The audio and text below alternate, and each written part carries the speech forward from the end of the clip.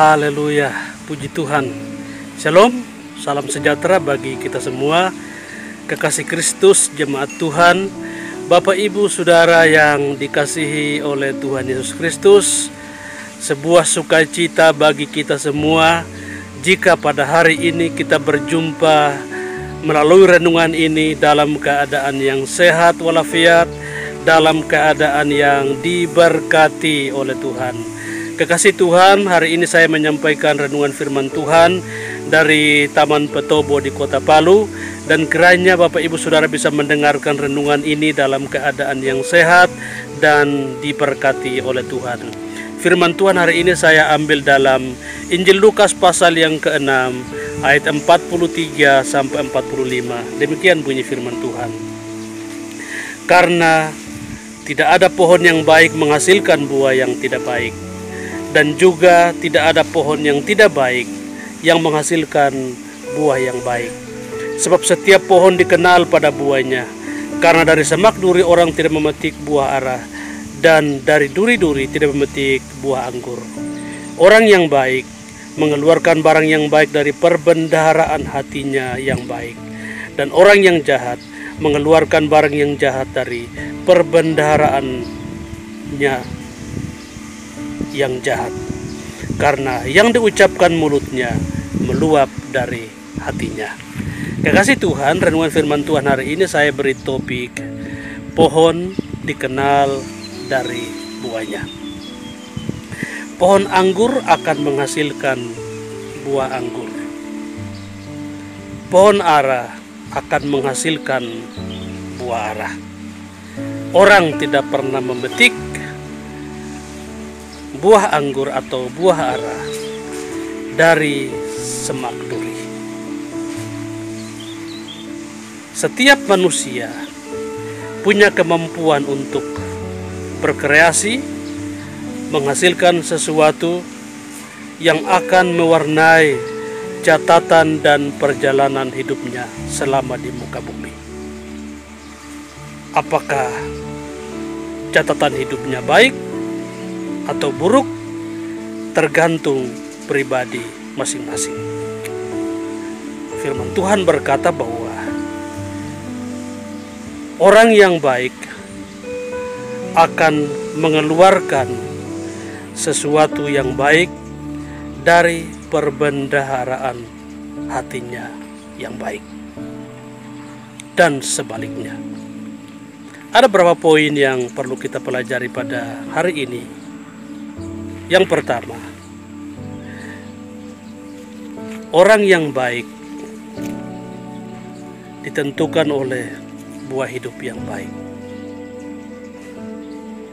Kekasih Tuhan, menjadi orang baik tidak ditentukan dari jabatan, nama besar, atau pangkat seseorang. Tidak memberikan sebuah jaminan seseorang akan menjadi baik.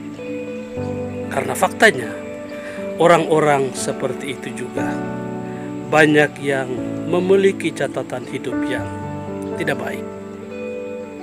Dalam kesederhanaan seseorang, dia bisa mengaktualisasikan dirinya, membuktikan dirinya bahwa dia adalah tipe orang yang baik.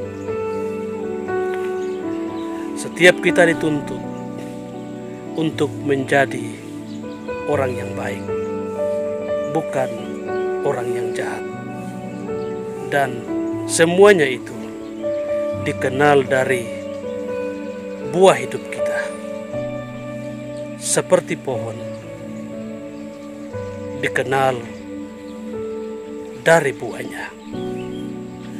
Yang kedua, orang yang pada dasarnya jahat akan selalu berbuat jahat.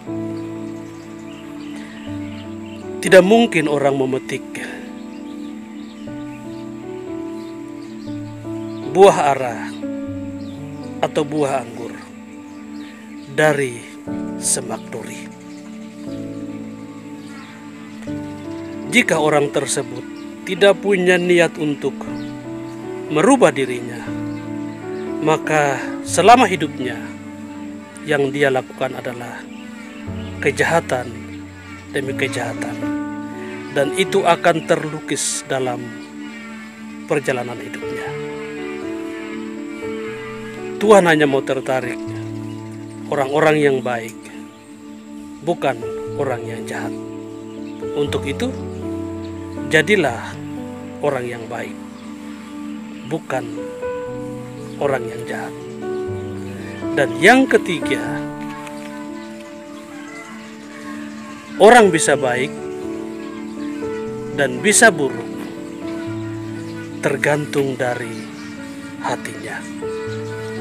Karena firman Tuhan berkata bahwa apa yang keluar dari mulut seseorang itu berasal dari hatinya. Hati menjadi sentral atau pusat kehidupan seseorang. Dan firman Tuhan berkata dalam Amsal pasal yang keempat ayat 23, jagalah hatimu dengan segala kewaspadaan, karena dari situlah terpancar kehidupan. Dan Amsal 27 ayat 19 berkata, seperti air mencerminkan wajah, demikianlah hati manusia mencerminkan manusia itu. Jadi, kekasih Tuhan, jagalah hatimu, karena hatimu menentukan apakah hidupmu baik atau hidupmu jahat.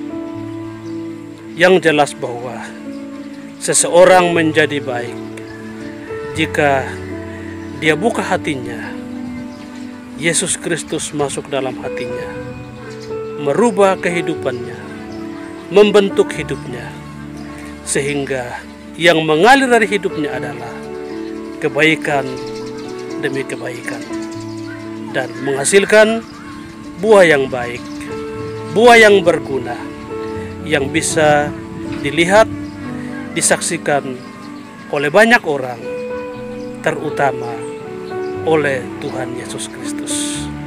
Doa saya kiranya kekasih Tuhan, kita semua menjadi orang-orang yang baik, seperti pohon yang baik, yang menghasilkan buah yang baik.